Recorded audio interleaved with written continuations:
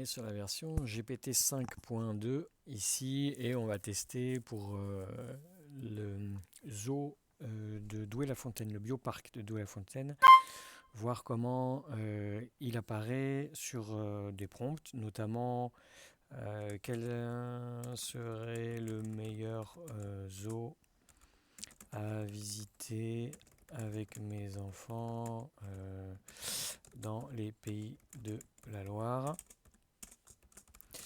Un qui respecte scrupuleusement le bien-être animal. Entrée, voilà. On va voir ce qu'il va me dire. On essaiera de faire la même chose dans Perplexity. Voilà, donc là, en premier, donc Bioparc de Douai, donc qui est notre client. Voilà. Et puis ensuite, bien évidemment, alors il y a plus d'une dizaine de zoos en fait sur la région. Donc après, bon, on a le zoo de la Flèche qui apparaît également.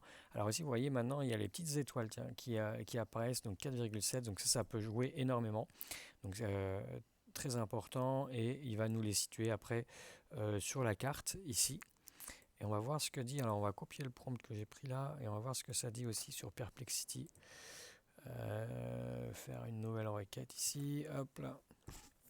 On va voir est-ce qu'il a les mêmes résultats ou pas. Donc il va chercher. Donc lui il va quand même beaucoup plus facilement aussi aller chercher des citations, donc des sources web. Et il va mettre aussi le parc de Douai en fait. Voilà.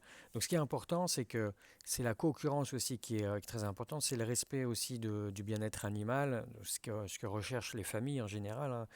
Et la partie zoo, si on avait à potentiellement utiliser en fait des co-occurrences, c'est-à-dire en fait des mots-clés autour de la marque qui soient différents, on pourrait avoir complètement d'autres résultats. Là, il se trouve que il donne à peu près les mêmes résultats. On a le Sable d'Olonne, il en donne 3, lui, avec le Sable d'Olonne également, celui de Sable d'Olonne. Voilà, donc là, on a à peu près des résultats qui sont obtenus notamment par un jeu des co-occurrences et une activité assez fréquente dans les relations presse.